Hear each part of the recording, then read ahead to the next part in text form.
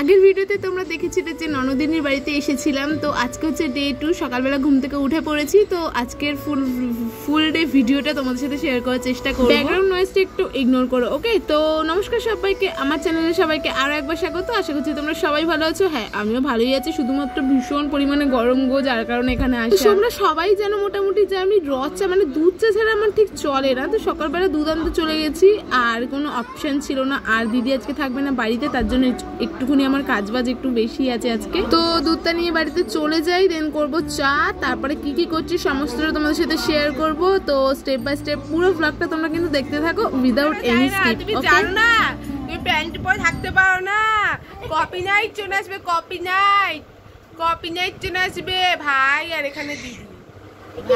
আর এখানে দিদি, আর হচ্ছে গিয়ে দিদি, আর হচ্ছে গিয়ে আমি। টিং টিং টিং টিং টিং টিং টিং টিং টিং টিং টিং টিং।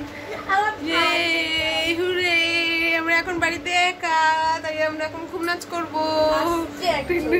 আর এই যে যদি আমরা যেখানেই যাই না কেন, ওকে কেউ ছাড়তেই চায় না, সারাক্ষণ মনে হয় কোলে নিয়েই থাকবে, এরকম একটা ব্যাপার, কিছুতেই ছাড়তে চায় না। তারপরে আমি বিছানাটা গুছিয়ে নিলাম টুকটুক করে, তারপরে বদিদিটা বেরিয়ে গেছে, ওকে সকাল সকাল ওষুধগুলো খাইয়ে দেন ফ্রেশ করে দিয়েছিলাম। ওর পেয়ে গেছে ঘুম। আসলে গরমটা কম থাকলে বাড়িতে তো ভালোই ঘুমায়, আর এখানে আসার পর বেশ দেখছি সকাল সকাল ঘুম থেকে উঠে গেছে। মানে আজকে সেদিন তো ফার্স্ট ডেই ছিল, আজকে আমি ভিডিওটা এডিট করছি অনেকদিন পরে, তাই ওকে ওর দিদির কাছে ধরিয়ে দিয়েছি। এবার আমি চলে যাবো, একটুখানি ব্রেকফাস্ট বানাবো, দেন বাকি যা যা করার আছে সেগুলো। আজকে ব্রেকফাস্টে একটু ইউনিক কিছু ট্রাই করবো, একদমই ইউনিক নয়, সব মানে অনেক পুরনোই রেসিপি। অবশ্যই ব্রেড দেখে আর ডিম দেখে বুঝতেই পারছো ব্রেড অমলেট হবে। একা একা যেহেতু ভিডিও করেছি, তার মধ্যে তাড়াহুড়ো করছিলাম। এদিকে পুচকুও রয়েছে, কারণ ও থাকলেও যদিও বা ও রয়েছে মানে, তারপরেও কিন্তু আমাকে তো দেখতেই হবে, খিদে পেলে খাওয়াতে হবে, স্নান রয়েছে। তো সেই কারণে আমি একটু তাড়াহুড়োই করছিলাম যে সমস্ত কিছু যাতে তাড়াতাড়ি করে হয়ে যায়, দেন তারপরে বসে থাকা, শুয়ে থাকা বা খেলা করা যা ইচ্ছা করতে পারে। তাই জন্য কি বলতো,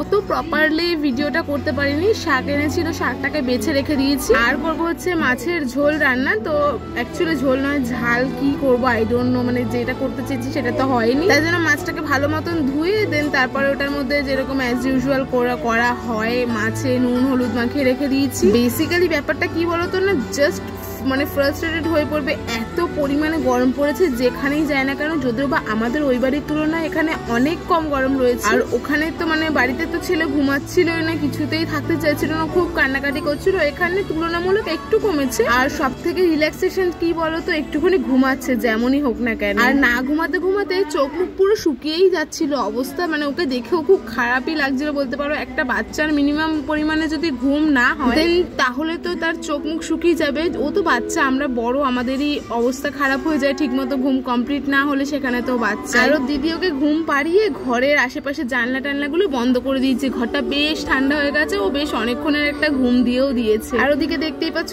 দাদু এসেছে সে দেখা করতে, আর আমি এদিকে লঙ্কা টঙ্কা গুলো বেছে নিচ্ছি। মেনলি ব্যাপারটা কি বলতো, আমার না অগোছালো নোংরা জিনিসটা না একদম পছন্দ নয়, তাই যতটা নোংরা টোংরা হয়ে পড়েছিল সেতটুকুনি আমি পরিষ্কার করে নিয়েছি ঝটপট করে। তারপর চলে এসেছি ওকে তেল মাখাতে, কারণ তেল মাখালে, স্নান করালে, পাউডার মাখালে মানে ওকে কোনো কিছু করাই যাবে না, মানে ওকে ধরাই যাবে না, এরকম একটা ব্যাপার। তা সত্ত্বেও করাতে তো হবেই, দেখতেই পাচ্ছ মানে কি পরিমাণে কান্নাকাটি করছে। আর ওর কান্না শুনে তোমার নিজেরই মনে হবে থাক। অন্যান্য বাচ্চাদের দেখেছি যে কত সুন্দর স্নান করলে চুপ থাকে, খেলা করে, বাট ওর এখনো যদিও বা বয়সটা হয়নি, তখন যখন বয়স হবে তখন কি করবে আমি জানি না। যখনও বসতে শিখবে, গামলাতে বসবি, আমি স্নান করিয়ে দেবো, তখনও কি করবে আই ডোন্ট নো, বাট এখন তো ভীষণ পরিমাণে কান্না করে। তারপর ওকে স্নান করিয়ে ফ্রেশ করিয়ে খাওয়া দাওয়া করিয়ে দিয়ে অনেক কাজবাজ করেছি, যেগুলো আর ভিডিও করিনি আমি, বাট করে উঠতে পারিনি বলতে পারো, কারণ সত্যি কথা বলতে সামলাতে পারছিলাম না। সত্যিকার আমি এর আগেও ভিডিওতে বলেছি যে একা থাকার সমস্ত মাদের আমি সেলিউট করি,